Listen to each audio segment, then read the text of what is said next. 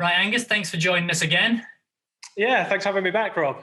So next on the menu is the Cirrus 2.0, the revenge of the Cirrus. And we've reviewed a variety of differing models within the sort of Cirrus, I guess, collection over the last few years. And how does the 2.0 differ in comparison to those? Yeah, it's been one we've expanded out. We kind of dabbled in active insulation with the original Cirrus, Cirrus Flex.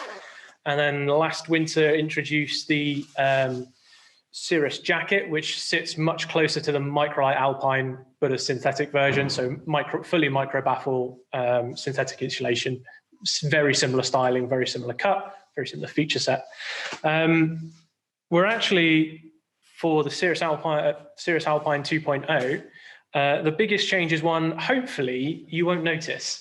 So we've switched the insulation to Primaloft Silver Insulation Luxe, which is obviously 100% recycled. We've got a Pertex Quantum outer, which is also 100% recycled, and an Atmos liner, which is also 100% recycled. So this is becoming a really good standout eco piece for us. No, that's a triple whammy there of eco. All we've got to do is figure out the fleecy side panels. So obviously the call out on the Cirrus is it does have fleece underarm panels rather than continuing that synthetic insulation around. So this is what makes it more of an active piece rather than a static piece. My original one I kind of use in the spring and autumn as an outer on its own. When I know I'm going to be doing either a lot of ascent or something like that, I know I'm going to be working pretty hard. Equally, when it comes into full winter, this is a really nice piece to layer something like the Kinetic on top of and just make the most of that extra breathability and venting out the sides. You know, you've probably worn enough fully baffled down jackets under waterproof shells to know they can turn into some semblance of a Swedish sweat lodge. Yeah, I mean, again, I think the British climate just lends itself towards synthetic, doesn't it? In the way that we're too warm and we're too wet. Definitely. So on this version, we've tweaked the cuff styling slightly and slimmed that down a bit. And the hood now has blown insulation over the top, but then areas of sheet and that fleece comes up to the top there. And that's kept snug as well as an under helmet design as opposed to over helmet. Yeah, under helmet design, little fleecy, big fleecy chin panels as well. So just focusing on that comfort, you know, chances are when you're putting the hood up, you just need a bit of a hug. Yeah, that is very true indeed. It's like what makes something miserable that little bit more bearable. Yeah. So if we take a closer look in, you'll see on the inside we've got some big stash pockets in here. And actually, if I'm using this as an outer for bouldering on a cold Peak District day, this is just the right size to fit your climbing shoes in. Perfect. But you can see here, the fleecy part may not make it out on the camera. Fleecy part is on the inside with a nice smooth outer. And it's just a really tactile, soft piece. I think the addition of that Primaloft insulation just makes it feel that extra bit softer. A couple of hand pockets as well that are sort of now concealed, or I think they used to be sewn into the seam. So these hide away. In terms of packing it away, Angus, does this come with a stuff sack or does it stuff into its own pocket? No, good question. Like all of our synthetic pieces, I get my left and right confused when I'm not wearing it. Like all our synthetic pieces, it packs away into its left pocket.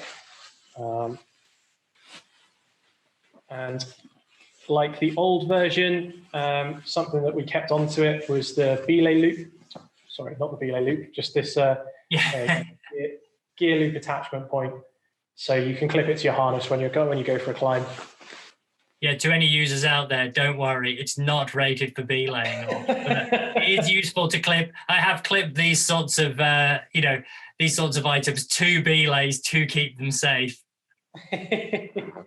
And within the Cirrus 2.0, there is a men's and a women's model, I'm right in saying? Yeah, men's and women's model. And then there's also a hoodie version and a vest version as well. So there's a version with a hood, a version without a hood, and then a version without sleeves. Okay, so absolutely something for everyone. The pack down size as well is impressively small on that, I think. Yeah. It's definitely improved in the fit of this. I think in the original Cirrus, this was a little bit longer. You ended up with almost a tube. We definitely squared it out a bit, which just, you know, when it is on your harness, or, you know, it just takes up that little bit less dangling. I guess with these pieces of this style, they are designed to be worn. So hopefully the idea is you should, you know, because of the active nature, having that additional breathability down in the fleece side panels, it should hopefully be something that you have got on and are able to regulate your temperature within. But it's good to have the option. Definitely. I use mine quite a lot as a kind of spring, summer climbing piece. Just rather than take a jumper, I'll take this. The fleecy panels let me vent enough that I'm not going to get too hot and too uncomfortable. But that extra insulation, you feel that warmth immediately compared to the fleece. And, you know, when you're packing down to a very similar size, or if not in some cases smaller, it's just so much easier to take with you. So yeah, it's been a really good piece. Cool. Well, it looks like a good all-arounder for as and when we're all allowed out again come, well, March, April, May, June or July or whenever it's supposed to be. Yeah, I sadly am not the person down to reviewing that, and I forget who is. But for those users who are watching this, keep an eye out because we will be reviewing the Cirrus 2.0 within the near future. Right. Angus, thanks for joining us once again. That was fantastic, and look forward to catching up soon. Yeah, pleasure to see you as always.